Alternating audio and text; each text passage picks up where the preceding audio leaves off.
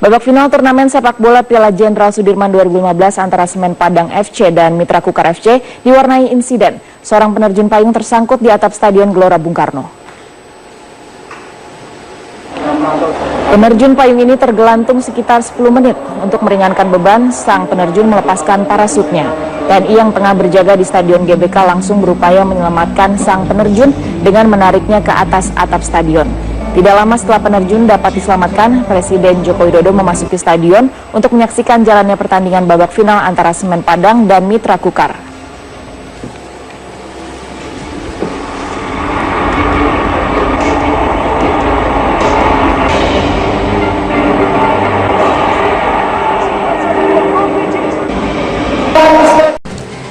Pemirsa, malam nanti akan digelar final Piala Jenderal Sudirman yang mempertemukan kesebelasan Semen Padang dengan Mitra Kukar. Rencananya Presiden Joko Widodo turut hadir dalam pertandingan malam nanti.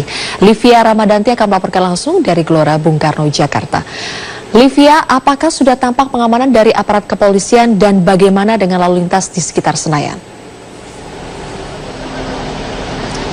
Ya, Zilvia, laga final Piala Sudirman malam nanti tepatnya pukul 18 waktu Indonesia bagian Barat akan berlangsung di Gelora Bung Karno dan sampai saat ini belum terlihat jumlah atau sebagian besar dari supporter masih belum memadati kawasan dari Gelora Bung Karno ini. Dan sementara itu dapat kami informasikan sejak pukul 9 pagi tadi aparat gabungan dari TNI, Polri dan Brimob serta ratusan kendaraan pengaman seperti dari Barakuda, Water Cannon dan ambulan telah terlihat disiagakan.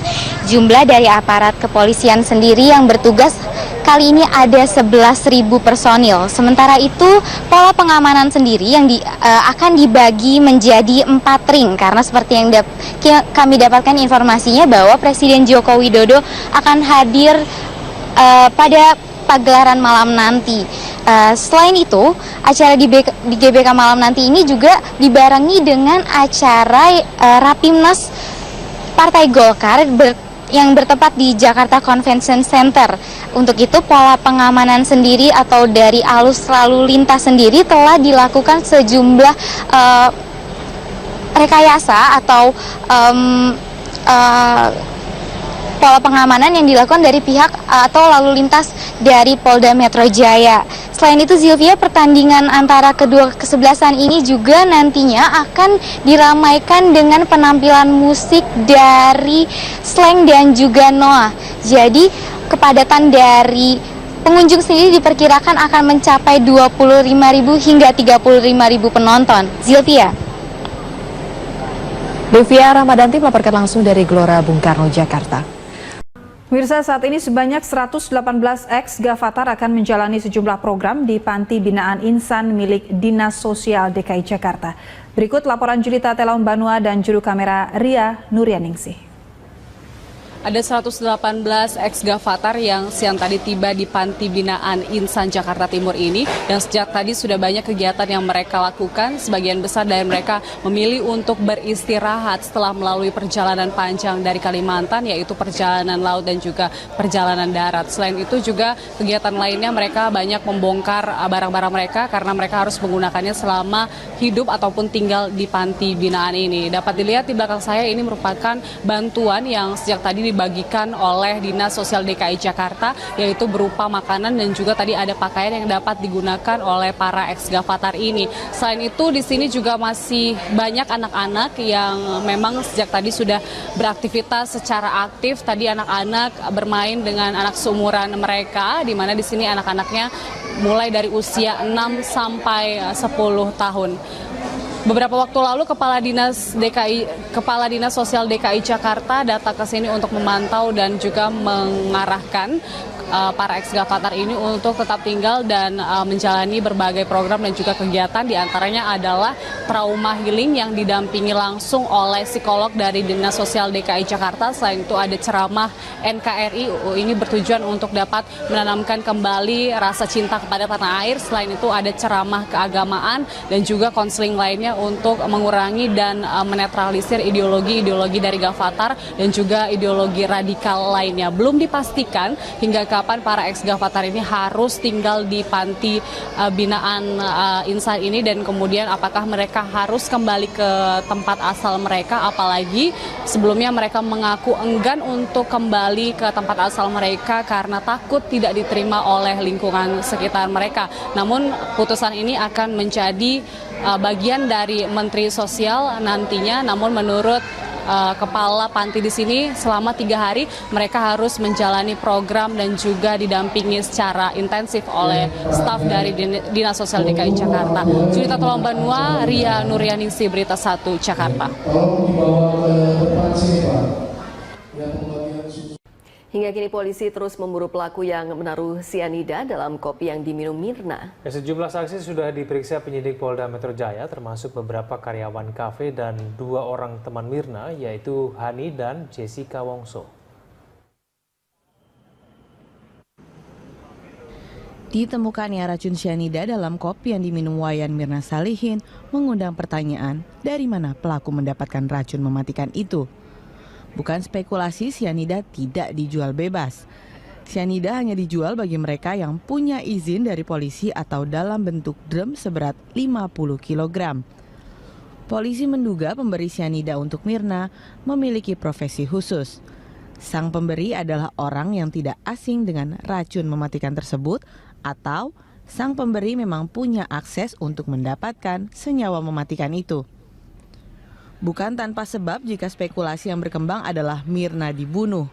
Sebab pengguna sianida bukan orang sembarangan.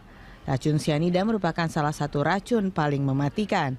Dalam kajian yang terdapat dalam laman BPPT, pada dosis rendah sianida biasa digunakan petani untuk membunuh hama tanaman.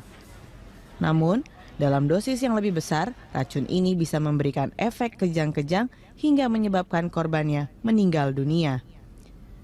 Zat sianida bahkan mampu membunuh korbannya hanya dalam waktu 15 detik saja. Zat sianida yang terkandung dalam kopi yang dikonsumsi Mirna adalah sebanyak 15 gram atau setara dengan 1 sendok teh.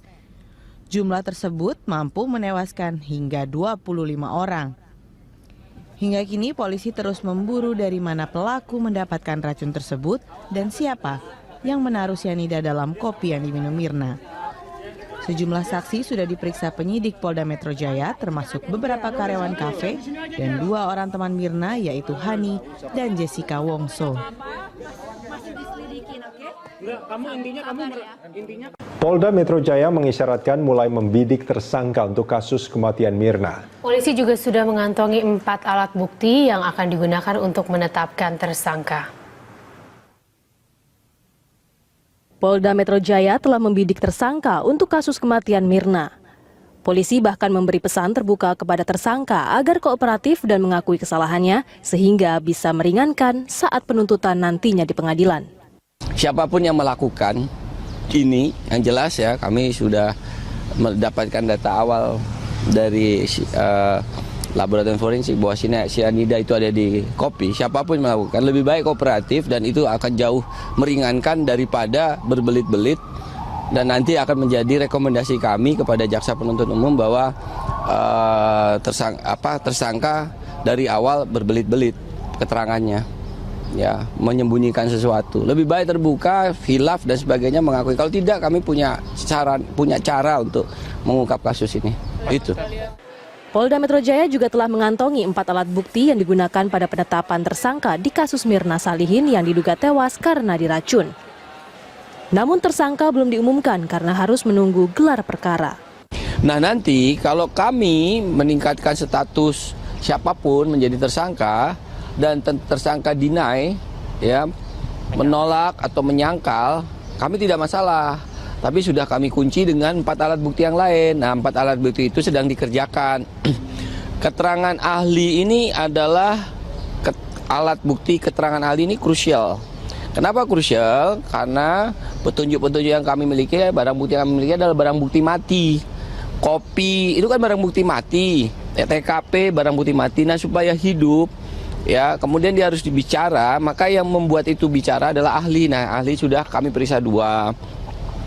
Namun berita acaranya belum keluar. Dari kemarin kami sudah sampaikan mohon bersabar. Tadi malam saya sudah bicara langsung dengan Kapus Lafor, sudah bicara dengan ahli laboratorium psikologi forensik yang memeriksa. Beliau meyakinkan hari Senin akan keluar. Gelar perkara diperlukan untuk menentukan pasal yang akan disangkakan terhadap pelaku sekaligus mengungkap terjadinya tindak pidana secara tuntas sebelum diajukan